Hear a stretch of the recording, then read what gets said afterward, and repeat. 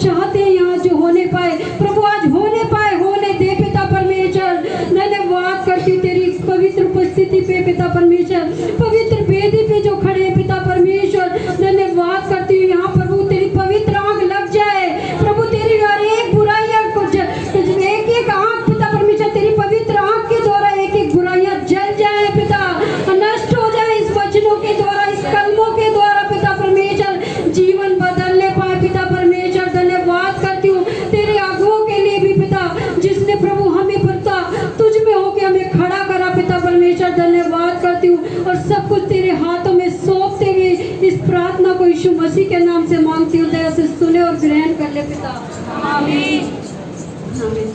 सच में आज good Friday, जैसे कि प्रभु की दासी पहले ही बता चुकी, हैप्पी गुड फ्राइडे। हाँ, जैसे कि गुड फ्राइडे क्यों है, वैसे बोलने की जरूरत नहीं है, प्रभु की दासी ने बोल चुकी पता। हाँ, क्योंकि गुड क्यों है, किसी की मृत्यु हमारे लिए गुड हो सकती है, तो फिर गुड क्यों है, मृत्यु भी नहीं है, ये तो कुर्बानी थी। वैसे हम कहते हैं संसारिक रूप में एक माँ अपने बच्चे को बचाते हुए, अगर जैसे कि बुधवार को प्रभु की दासी ने सच में कहा कि कुर्बानी दे देती है, तो अगर तो वो हमारे माँ के लिए गुड है या नहीं। अगर बच्चे को बचाते हुए अगर एक शेर आ जाता है, वो आगे आके अपने बच्चे को जीवन बचा जाती है, तो वो गुड है या नहीं माँ के लिए, या सिर्फ बच्चे के लिए गुड है, माँ दोनों के लिए गुड है। तो हमारे पिता ने हम सबको इतना प्रेम करा, जगत से अपने इकलौते बेटे को कुर्बान के रूप में दे दिया, तो वो हमारे पापों के लिए जो हम सबको मरना था, वो यीशु मसीह खुद कुर्बान हो गए, तो वो उसके लिए भी गुड और हमारे लिए भी गुड हो गया। तो इसलिए इसको कहते हैं गुड फ्राइडे। सच में हमारे पापों के लिए धन्यवाद करते पिता, जैसे धन्यवाद करती पिता परमेश्वर, आज पहला कलमा जो कि तूने सच में जिस चीज के लिए पिता परमेश्वर पृथ्वी पे जन्म ही इसलिए लिया, किस चीज के लिए, हमारे पापों की क्षमा के लिए। उसने जब क्रूस पे क्रूसीफाई होके पहला कलमा क्या बोला, हे पिता, हे पिता। एक बार कहती हूँ कि जब यीशु मसीह क्रूस पे लटकाए गए तो उनके दोनों तरफ कौन था, डाकू। और डाकू ही क्यों थे, ये क्वेश्चन कई बार आया, एकदम मैं कह रही प्रभु डाकू ही क्यों बैठाया तूने, और भी कोई हो सकता था।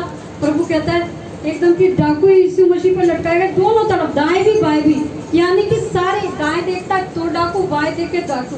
और सच में इस संसार में भी अब जब यीशु मसीह आया तो उसने देखा सारा ही संसार डाकुओं से बड़ा है, और हम भी एक डाकू ही थे कि जब हम भी क्या कर रहे थे, किसी की शांति को चुरा रहे थे, किसी के आनंद को चुरा रहे थे, और सच में खुदा के यीशु मसीह के मुंह पे भी थूक रहे थे।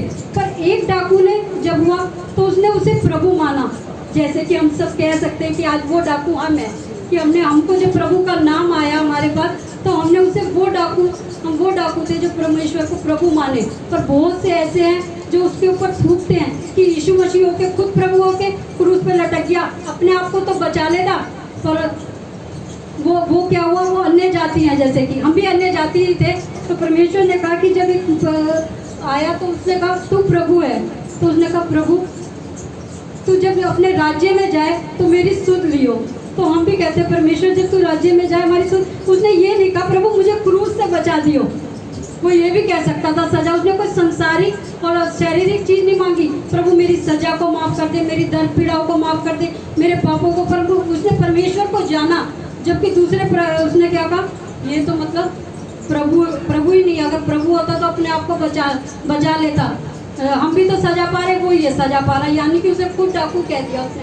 पर परमेश्वर ने उसने कहा ये प्रभु है, हम तो अपने कामों के अनुसार पा रहे हैं, और ये तो पवित्र होके पा रहा है। और यही नहीं, लोगों ने बहुत सी यातनाएं भी दी, कोड़े मारे, तो और क्या चीज करी, कोड़े भी मारे, उसके मुंह पे थूका, कांटों का ताज पहनाया। आज भी हम अपने कामों के द्वारा, फिर सोचों के द्वारा उसे बहुत सी यातनाएं देते हैं, जो कि कांटों के ताज के रूप में आज भी पहनाते हैं। वो 2020 साल पहले नहीं पहनाया, आज भी हम पहनाते हैं। कई बार अपने सोचों विचारों में गंदी भावनाओं को लाते हैं, तो आज भी हम उसको कांटों का ताज पहना रहे हैं। और अपने शरीर के द्वारा जब काम कर रहे हैं तो वो कोड़े मार रहे हैं, तो अंदर से भी और बाहर से भी। वो सिर्फ 39 कोड़े नहीं, आज सच में हम बहुत से लोग मार रहे हैं और मुंह पे थूक रहे हैं, अपनी निंदा कर रहे हैं, चुगली कर रहे हैं। कई बार इस बात से सच में खुदा ने 3 दिन से आत्मा में भर दिया, सच में खुदा कि हम बहुत से ऐसे काम है ना भी सोचते हुए भी सोच जाते हैं। परमेश्वर ने कहा, पर फिर भी पिता क्या कह रहा है, इन सबको उसको तो माफ कर ही दिया, उस डाकू को तो, पर उनके लिए भी क्या कह रहा है, हे इन्हें क्षमा कर, क्योंकि ये नहीं जानते ये क्या कर रहे हैं। जैसे कि उसने क्या कहा यूना 10:8 में भी कि मैं कौन हूँ। एक जना कुछ पढ़ दे यूहन्ना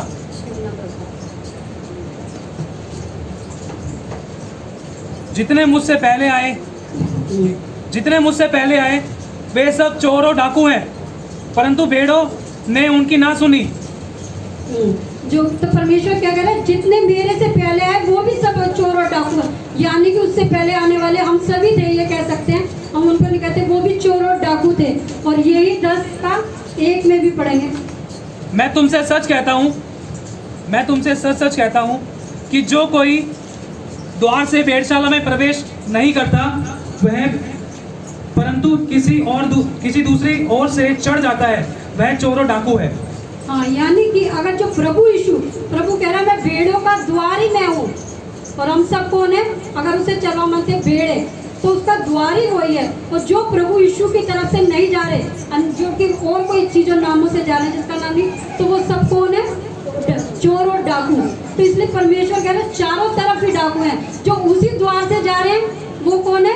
वो कह रहे अगला 10:7। तब यीशु ने उनसे फिर कहा, मैं तुमसे सच सच कहता हूँ, भेड़ों का द्वार मैं हूँ। जितने मुझसे पहले आए वे सब चोर और डाकू हैं।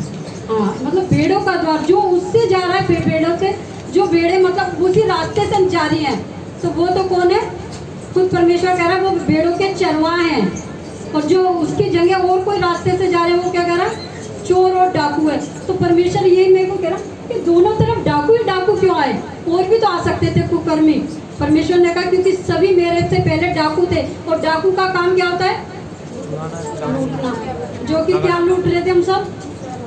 चैन और आराम, शांति, आनंद, चुगली, निंदा करके सच में लोगों के मुंह पे थूक रहे थे। कभी दुखी होते थे तो दूसरे पे दोष लगाते थे, अंदर से कड़वाहटें बढ़ते थे, मतलब किसी की। और आज सच में एक क्षण भी हमारे जीवन में अगर कड़वाहट आती है तो वो खुदा का डर आता है। प्रभु तूने सच में हमारे पाप क्षमा कर दिए। परमेश्वर खुद क्या कह रहा है मत्ती 6:12 में?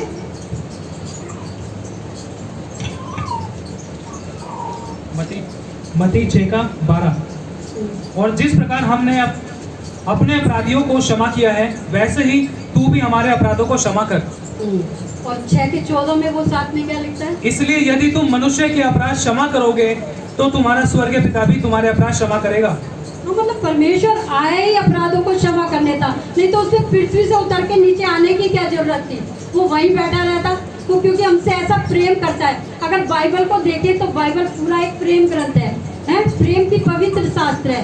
परमेश्वर कहता है मैं प्रेम ग्रंथ हूँ। और प्रेम क्या करता है? प्रेम नीति वचन में क्या लिखा? प्रेम अपराधों को ढांप देता है। परमेश्वर हमारे अपराधों को उजागर करने नहीं आया, अपराधियों को सजा देने नहीं आया, अपराधों को ढांपने आया, क्षमा करने आया। हमारे जीवन से अपराधों को कहता है मैं तुम मान लो मैं पूरब से पश्चिम दूर है वैसे दूर कर दूंगा। तो हमें भी किसी के अपराध को क्या करना है? उजागर करना है। हम कहते तो जरूर हैं। कल भाईचंद गुंजन से ही बात हो रही, मैंने कहा हमारे परिवार के होंगे, मेरा बेटा कोई बुराई करेगा, मेरा पति, तो मैं बात को ढांप लूंगी। हम कहते हैं कलीसिया प्यार करती है, अगर कोई जरा सी बात करी फटाक से दूसरे से कहते हैं इसने ये करी। मैंने कहा हम कहाँ करते हैं प्रेम सच में? और इस बात से हिलाया। आज सच में जब से बैठी थी ना, मैं वहाँ पे कंटिन्यू प्रार्थना करी, एक और आत्मा में प्रार्थना, ये नहीं कि मैं कर रही, मतलब परमेश्वर सिखा रहा। तो प्रेम करती है ना, तो ये तेरी बहन है, ये तेरी बेटी है, तेरा भाई है। सच में आत्मा में भर के सुबह से रेगुलर 36-48 घंटे हो गए, ये खुदा की प्रेजेंस थी। तो अगर प्रेम करती है तो दिल से मांग, अपने लिए मत मांग कि इन सबकी बड़ाई हो, खुदा तेरी महिमा उनसे। कि हम प्रेम करते हो फिर भी हम चुगली निंदा कर रहे हैं। जैसे कि कल मैंने आगे लिखा, प्रभु मेरा बेटा अगर मेरे से नाराज है अगर कोई बात पे, तो कहता है तो साहिल की बात को तो डांट ली, तो क्या बात है? मेरे मन में अगर कड़वाहट है तो मैं दूर कर दूंगी। अगर दूसरे के मन की बात मुझे पता ही नहीं तो प्रभु मैं कैसे करूंगी? उसकी बात को जानूंगी। फिर मैं सच में साहिल से पूछा, बेटा क्या बात है, तेरा भाई है ना? यूं करके बहुत बात करी।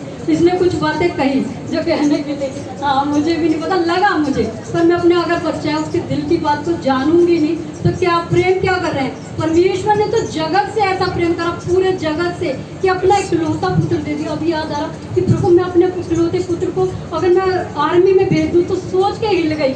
खुदा तूने तो जगत के प्रेम के लिए तो सच में भेज दिया, हिल गई कि 39 थोड़े वो चीज़ आंख बंद करके मुझे वो चीज़ उसके ऊपर दिखाई दे रहे थे। कि सच कह रही हूँ मैं खुदा कि प्रभु ऐसा खींचा जाए तो मैं हिल जाऊंगी। सच में तूने कितना प्रेम करा हमसे। सच में परमेश्वर कहता है प्रेम क्या करता है, अपराधों को ढांप देता है। और प्रेम ही है, पूरी बाइबल प्रेम है। कहते हैं प्रेम ही सबसे उत्तम मार्ग है।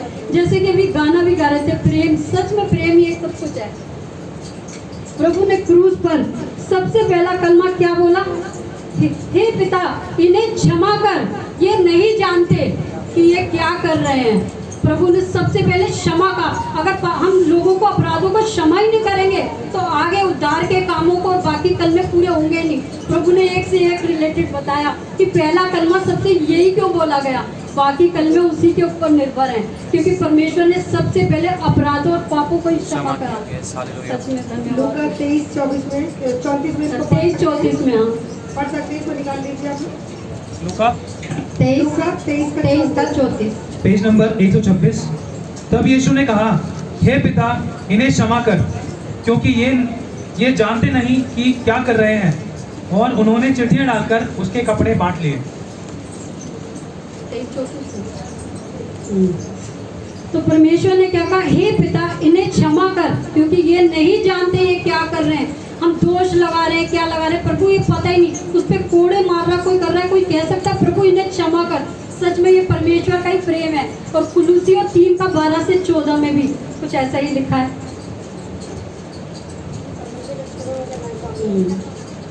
3:12 पेज नंबर 279 3:12। इसलिए परमेश्वर के चुने हुओं के समान जो पवित्र और प्रिय है, बड़ी करुणा और भलाई और दीनता और नम्रता और सहनशीलता धारण करो। हाँ, और 13, यदि किसी पे दोष देने का कारण भी हो, कोड़े मार रहे थे तो दोष देने का पूरा कारण था, कोई यातना करे प्रभु तूने तो पाप करा ही नहीं और तूने तो लोग का भला ही भला करा। कई बार हमारा भला भला कोई करता रहता, एक छोटी सी गलती कर देता उसको तो हम कर देते हैं और इतना अच्छा करा वो सब भूल जाते हैं। पर परमेश्वर ने तो वो भी गलती नहीं करी, सब कुछ सही था, फिर भी परमेश्वर कह रहा अगर किसी पे दोष देने का कोई कारण हो तब भी तुम सह लो, एक दूसरे की सह लो। हाँ, और एक दूसरे के अपराधों को क्षमा करो। क्योंकि अपराध करके घूसे खाते हो तो इसमें क्या बड़ाई। अगर हम कह रहे हैं गलती करी, जैसे कि दूसरा वो कह रहा था, 2 डाकू थे ना, कह रहा हम तो अपराध करके घुसे खा रहे यानी कि सजा सह रहे, पर ये तो निर्दोष होकर सजा चाह रहा है क्रूस पे। तो परमेश्वर कहता है अपराध करके अगर घुसे खा रहे हो तो इसमें बड़ाई नहीं। अगर चुपचाप तुम्हारी कोई गलती नहीं फिर भी सह रहे हो तो ये मुझे बात है। इसलिए उसने पहले वाले उसको क्या कहा, जो कि आगे कि पहले डाकू को आशीष दी, भर के दी परमेश्वर ने। इसलिए हमें कैसा बनना है, पर मैं ये नहीं कहूँगी पहले वाला डाकू तो हम रहे नहीं। परमेश्वर हमें क्या करना है, परमेश्वर को हमें संसारिक चीजें नहीं मांगनी। उसने क्यों वो स्वर्ग की तरफ क्यों गया पहला डाकू, शायद वो ये भी कह सकता था प्रभु मुझे क्रूस की सजा से उतार दे। तो परमेश्वर तो हमारे पापों के लिए आया था, वो तो पाता वो उसे दे देता रह जा। तो परमेश्वर उसने क्या जाना, ये तो प्रभु है, ये तो हमारे सब कुछ कर सकता है। तो कहता है प्रभु आइए मेरे राज्य में जब तू जाए तो मेरी सुध लियो। उसने ना संसारिक कोई चीज़ मांगी, ना अपने बच्चों परिवारों के लिए मांगी, ना लूट का धन। उसने क्या मांगा, परमेश्वर जब तू राज्य में जाए, उसे ये भी पता है तू आज तेरा राज्य है एक स्वर्गलोक का, कि तू वहाँ जाए तो मेरी सुध लियो। सच में हम भी कई बार सोचते हैं संसारिक चीज़ें मांगने से सच में कुछ नहीं है। परमेश्वर को ही मांगे, खुदा तू ही मुझे मिल जाए तो मुझे सब कुछ मिल जाएगा। हे पिता, सच में ज़्यादा टाइम नहीं लूँगी क्योंकि और भी लोगों का टाइम लेना। धन्यवाद, क्योंकि परमेश्वर का प्रेम अगर गाने बैठे तो पूरा ग्रंथ ही बाइबल का प्रेम है। सारी महिमा परमेश्वर को मिला। फिर भी पहला कर्मा फिर से बोलती, हे पिता इन्हें क्षमा कर, ये नहीं जानते ये क्या कर रहे हैं। प्रभु हम सब के अपराधों को क्षमा कर पिता परमेश्वर, क्योंकि हम नहीं जानते हम क्या कर रहे हैं पिता। हम सच में एक दूसरे के अपराधों को क्षमा करने वाले बने, ये कलमा हमारे जीवन में पूरा हो। प्रभु तूने सबसे पहले पहला कलमा इसलिए पढ़ा कि हमारे जीवन में ऐसे काम है कि हम एक दूसरे के अपराध नहीं क्षमा कर पाते। तूने जब भी मत्ती 6:14 में कहा कि पहले तुम दूसरों के अपराधों को क्षमा करो, फिर मेरा पिता तुम्हारे अपराधों को क्षमा करेगा। हाँ पिता परमेश्वर, हम दूसरों के अपराधों को क्षमा करने पाए और तुझसे अपराधों की क्षमा पाने पाए। धन्यवाद करती प्रभु, एक एक के जीवन में विश्वास करती हूँ ये कलमा प्रभु आने वाले दिनों में बड़ा बड़ा काम करेगा और हम सब एक दूसरे के अपराधों को क्षमा करने पाएंगे और अपने अपराधों की क्षमा पाने पाएंगे। धन्यवाद करती हूँ पिता परमेश्वर, तेरी महिमा तेरे को ही आदत देती हूँ और सारी प्रार्थना यीशु के नाम से मांगती हूँ। दया से सुने और ग्रहण कर ले पिता। प्रभु सच में दया जयवंत है पिता। प्रभु दया न्याय से जयवंत है पिता। अब जो अपने अपराधों को सह लेता छोड़ देता उसकी तूने कहा उस पर दया की जाएगी और दया न्याय पे जयवंत है पिता। हम दया करना सीखने पाए पिता परमेश्वर, हम सच में तेरे जैसा बनना सीखे। प्रभु हमें बहुत सी कमियां हैं फिर भी हम चाहते हैं तेरे व्यवहार में हम रचने पाए। धन्यवाद करती हूँ प्रभु, आगे के करने को बढ़ने के लिए प्रभु तेरी दासी को बुलाते हैं पिता। धन्यवाद करते हैं और प्रार्थना को यीशु के नाम से मांगते हैं। दया से सुने और ग्रहण करते हैं।